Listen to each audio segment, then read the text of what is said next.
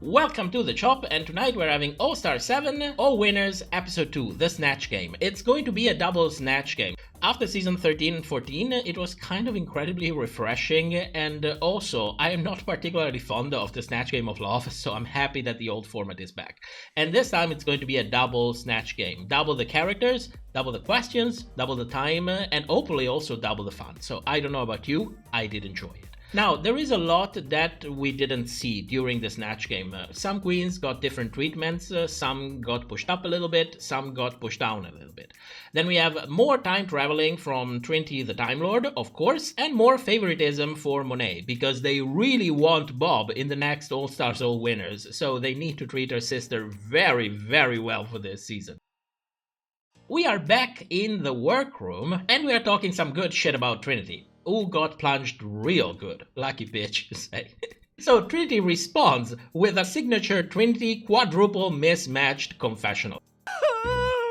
Girl, I thought we were friends. But you know what? The only reason why you would block someone is because you find them to be competition. I have a fire under my ass, and it ain't gonorrhea. Do you see what I mean? Every time she pops up in these confessionals, she is funny, she's having a good laugh, she's explaining what's happening, she's the queen of confessionals of these first two episodes, and the editors are doing their best to make us see her at her best. Now, while this is justified in this episode, since she is going to win this, why did we saw the same thing happening in episode 1? That's a very good question, and we will talk about that during the speculations in episode 3. So, if you're interested in that, you can join us next week. It's a new day in the workroom, and Monet is talking to the audience about how everything is kind of working for her. We see her nice shiny pin, and that's definitely not a filter to, draw your attention a little bit more. We also have a couple of confessionals, because she needs to tell us that everything is working in her favor. The placement is working in her favor, the alliances are working in her favor, the plunger, whatever it is, it's working in her favor, not because she got plunged real good, but because she was not plunged, and she was not the plunger, so she's kind of on the side, playing her game while the spotlight and the possible problems are on other people. So everything is working in her favor. Why are we seeing this scene? Is it because she will have a downfall later on? Is it because we need to celebrate her? I try to think the second, because there will be more favoritism of Monet later on, and we had some in episode 1 already. But if we keep seeing this in the next 2, 3, 4 episodes, I think at this point we can all agree that we already have a top 4 in there. Mamoru is back, and she's here to tell us that the Maxi Challenge is going to be the Snatch Game, and the queens are going to impersonate not one, but 2 celebrities. Now, I remember an old rule that it should be people, it shouldn't be copyrighted characters. And Raja is portraying a copyrighted character. So what the hell is going on with that? This is a first. We never saw that happening on Snatch Game before. We saw queens trying to kind of go around it, like portraying the actors acting as their copyrighted characters in their respective movies. Because of course, if you're going to portray a copyrighted character, you can easily become liable for that. Drag Race always try to avoid that by tell the queens to actually impersonate real people. But for Raja, we have a kind of an exception. Ru has a little bit of a talk with probably all of the queens. We don't see that. We only see Trinity, and we only see Raja. So of course Trinity celebrates with a signature Trinity 4-way mismatched confessional again. Bitch, I'm gonna win this shit. I may not get no star because I'm blocked, but these girls better watch out because they're about to burn in the fiery pits of hell, bitch. This is not as bad, because if you look at it, confessional number 2 and 4 come from the same session. And in those confessionals as well, she's funny, she's relatable, she's explaining her character. I mean, she's portraying the devil as a gender fluid homosexual, which is genius if you ask me. And Leslie Jordan, I mean, the original fairy. Speaking of fairies, hello, Leslie. These are genius choices. Trinity killed this Snatch Game. I was already laughing before she even started. Let's jump immediately into this Snatch Game. There are some queens that we didn't get to see enough, even though I think that they personally did a very good job, and some other queens that were kind of there, even though they were not exactly that funny. I can tell you that for set number 1, I lived for Trinity and I lived for Jada. For me, Trinity and Jada were the absolute best. Shea also did a good job, the Vivienne did a good job, Raja did a good job. Jinkx kind of faded in the background during the first Snatch Game, and Monet was funny. Monet is like an honorable mention. This fuck them in the ass from Mike Tyson. It was genius. It was genius. It was one note. Yes, I get it. But some things on Snatch Game, they are one note, but they are funny one note. So I'm very happy to see them a couple of times at least. It makes me laugh. I mean, I like them. The first time they surprised me. The second time I expected. So I did enjoy this. For me, I'll tell you again, the best one were Jada and Trinity. I mean, Jada was amazing. She was doing these noises. Let's move on down to print. And I'm like, Jada, that's Michael Jackson. That's not Prince. She really, I don't know if she had an idea what she was doing. I don't know if it was intentional. It cracked me up. Mike Tyson, you can fuck me in the ass! Yeah, fuck you in the ass, fuck you in the ass. This is a fun game. Oh yes, Jada, it is a fun game. Trinity did so good as the devil. It's Satan. Hey, girl! What the fuck? It's so blasphemous that I'm living, and and you know, if it's blasphemous, I'm living. It doesn't happen often for me that I laugh out loud watching the Snatch Game.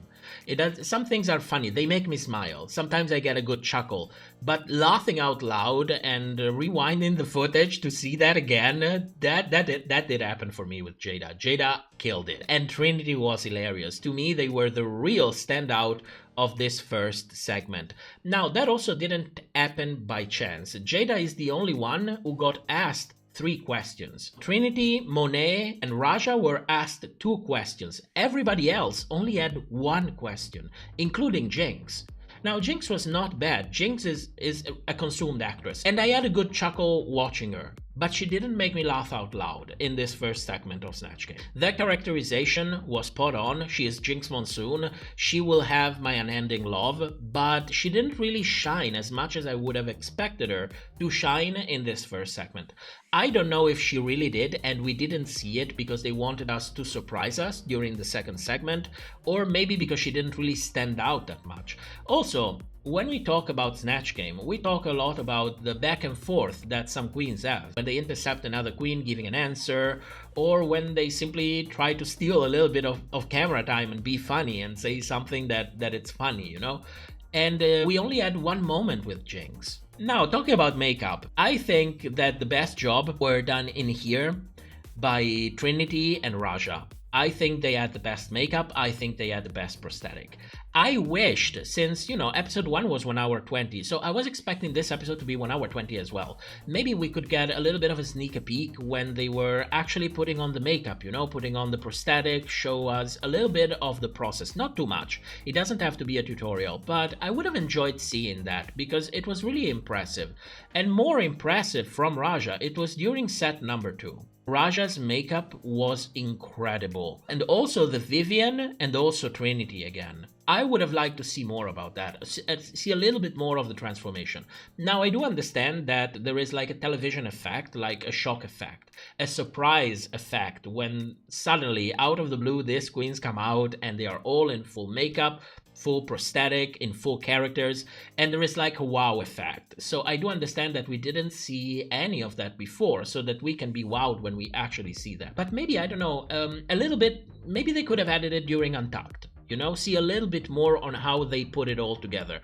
Because, I mean, Trinity and the Vivienne did fantastic in the makeup department, but Raja completely blew me away. That's magic to me. I wanted to see more of that. Of course, since she doesn't have to win this challenge, she was only asked 1 question. So was Shea, so was Monet, and so was Jada. Jada went from 3 questions to 1, and so was the Vivienne as well. She only got 1 question. The only people who got 2 questions in here are the winners. Now, for me, Jinkx did fantastic in the second segment. One of the lines that I enjoyed the most was when she was completely pushing it over the limit. Frank Sinatra's penis was so big.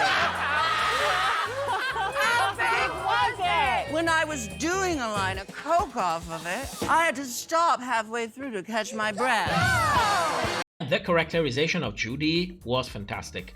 If you know who Judy Garland is, that was Judy Garland. She could have portrayed her in a movie. That was spot on. The mannerism, the talking, the references, everything. She knew her character. Like Raja, they knew her character. They knew who they were portraying. They knew it like to the T. Since we're talking about Jinkx, there was this reference to Dave back in season 5. I don't know if many of you know that, but Dave was allegedly a hired actor. He appeared again in season 6 during the stand-up performance. Housekeeping. I like the gentleman in the back who's sleeping. Makes me feel right at home. Can you wake that bitch up? Yeah, the one right there with the horizontal stripes. Not a good look in your third trimester, sir. All right? I don't know if he's really a veteran and he was just a hired veteran for the show, but he was on World of Wonders payroll. If he got paid. I mean, I hope he asked for money. I did really enjoy the Vivian. She only had one question, but I did really enjoy it. And somehow, I did enjoy Evie. Maybe because, you know, she was waiting under the bed for people to go to sleep, wink wink, and that kind of worked with me. That worked with my sense of humor. So maybe that's that. And of course, Trinity. Trinity killed both of the Snatch Game. When I first saw Trinity Taylor back in the day in season 9, when she went by the name Trinity Taylor, I wouldn't have expected her to be such a comedic force in this show. It was completely unexpected to me that she is genuinely funny. Can somebody give me a booster? I got you. We're looking for Bodega. What do you have? She is very talented. Yes, she is. With her bows. I will not go as far as saying that she outshined Jinkx in this segment, but if she portrayed the devil in this segment, I think it could have happened. And by the end of all of this, Jada and Trinity are going to be the only queens with 4 questions. Jada is not going to win. Jinkx, Monet, and Raja in total had 3 questions. And in the background, we have Shay, the Vivian, and Evie with only 2 questions. The producers are telling us already who we should look at. Moving on, we are back in the workroom and we actually get to see what the queens thought of the performances. And their feedback is Trinity, Jinkx, and Raja did the best. So I try to take that more into account than what we actually see on television, because what we see on television can kind of be easily manipulated. Like the fact, for example, that Jada completely disappeared during the second segment. I don't know if she was funny. I don't know if she completely bombed. I don't know, because I saw only 1 question. But when the queens come out and give their actual opinions of what they saw, I tend to trust that a little bit more. And they have nothing but praise for Jinkx, Raja, and Trinity. So for me, based on that, and based on the fact that what we saw, the little that we saw from Raja, especially from the second segment, I would say that she probably excelled in there. But it wasn't her challenge to win. This was Jinkx's challenge to win. Next challenge is going to be a suing challenge, and probably Raja will win that one. Episode 1 was not Jinkx's episode to win. So do you see what's going on? It looks like it doesn't really matter who performs the better in the exact episode. It looks like they already have their planned wins, and no matter what, things will be going around to kind of give wins to the queens who has to get a win. It's not like these queens, they don't perform good. This is an old winner season. They all know what they're doing. At best, we have performances that don't wow you. That's what we get from here. So, in my personal fantasy, I'm going to put Raja, of course, next to Jada in the top 4 for this episode. I have kind of a feeling that they are sleeping on Jada, especially since what happened in the second segment of the Snatch Game. I'm not getting like any false hope. I mean, Jinkx is there. She is the winner. Jada is never going to win this. Like Evie is never going to win this. Raja is never going to win this. We know already that some queens have 0 chances and some queens will probably get to the final lip sync smackdown. I hope she gets all the way, maybe 3rd, 4th position, but winning, no. Jada is not winning. After this, we have a little segment again with Monet and Jinkx. And you remember the episode before when I told you Jinkx is kind of eating up Monet. I don't know what's going on in there, but she's kind of pushing it a little bit, because Monet asks her, so, Jinkx, you did good in Snatch Game, so what's your strategy for the plunger? Who are you going to plunge? And Jinkx is like, it's going to be someone with a star. And Monet is shocked. It's like she didn't even expect Jinkx to be so direct. Jinkx is being ruthless. I am living for that. Let's move on to the runway. Is this yellow? Is this blue? I like Venus, and so do you. My personal favorites were Jada serving Niobe realness, the Vivienne, and also a special mention for me goes to Shea. The only thing that I didn't like about Shea's outfit is that we saw it before, but it has really nothing to do with the outfit or the runway presentation. For me, Jada looked the best in there, closely followed by the Vivienne. I am a sucker for wide, big shoulder pads. The Vivienne looked incredible. The makeup of the Vivienne, I think it was the best on the runway this episode. It was impeccable. I could not notice it. The Vivienne is growing so much since her season on UK. She has grown so much, and thanks for her, she competed in this instead of UK versus the world or whatever was that bullshit that we had to digest back a couple of months ago. During the critiques, and we are not really going to have critiques again because there was not much bullshit going on with this critique. The only bullshit that I saw was this incredible praise for Monet's outfit, especially from Rue. I think she said that was the best outfit of the night. And I'm like, it doesn't look bad. It's a good outfit, but a look around. That's not the best outfit of the night. That's the only thing that I have to say for the critiques. And the fact that they shat on Jada a little bit. But this licking for Monet, this is something that we saw already in episode 1. It's here again in episode 2. I hope it's not going to be there again in episode 3. I know that they are hungry for having Bob on the show, but come on. At this point, after the critiques, the queens go to film Untucked. And when they come back, they all changed. This is a side-by-side comparison of what they were wearing on the runway and what they were wearing after they came back from Untucked. And this is very important because it tells you that they have no idea of who really is going to win. And how can they not have any idea? They are all professionals. They all know what is comedy. They all know how it works. They all know who performed well. They all know that there's going to be two or three queens in there that have absolutely no chance of winning, but they all changed. And this is not just illusion on the runway. This is due to the fact that this is how Drag Race works. Due to the fact that they can manipulate so much, they can effectively make some people look on television as if they genuinely win. So they are all of them already prepared, already know that this is what's going on, and all of them changed to possibly lip sync for the win. This is not any All-Star. These are all winners. They all know what is really going on. And this is just another proof. So props to all of them. Props to all of them. But in a way, I thought it was kind of gaggy that all of them changed. Jinkx and Trinity won. And they are going to lip sync. They're going to lip sync to Adele. Was it a perfect song for a lip sync? Well, we have a lot better from Adele. It's a good song, but if you're going to, bring Adele as a lip sync song, we can have better than that. It was probably too expensive. Maybe they couldn't afford it. After all, you need to pay RuPaul or millions. For me, Trinity did a better job. I don't know. I don't know what's going on with Jinkx. I love Jinkx Monsoon. I just love Jinkx Monsoon. I don't know if my expectations are too high, because it's been 10 years and I am expecting, I don't know, to see fireworks all of the time, 100% of the time.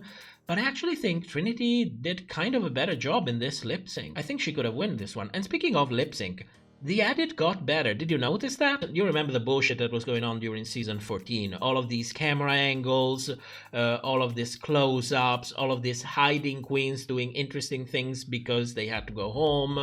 All of this bullshit that was going on with season 14. The edit for the lip sync in this All-Star season, I'm not saying it's impeccable, but it's really, really good. It feels more like an old kind of lip sync edit, you know? We get to actually see the queens. It's not like they're trying to hide things with camera angles too much. I hope this is something that it's going to stay. Nevertheless, it was a good lip sync. Jinkx is the one that won, and she has to plunge someone, because the platinum plunger, which is definitely not golden in color, has to be given to someone. So she goes behind Shea, takes the platinum plunger, and plunges her real good. So Shea is not going to get a star if she wins next episode. And that was all for this episode. If you have any doubt, this was actually recorded last Sunday because Chop is a live show. So I will see you tomorrow for the review for episode 3 if you would like to join us. A very special thanks to our patrons for supporting the channel. Have a nice day, and I will see you soon.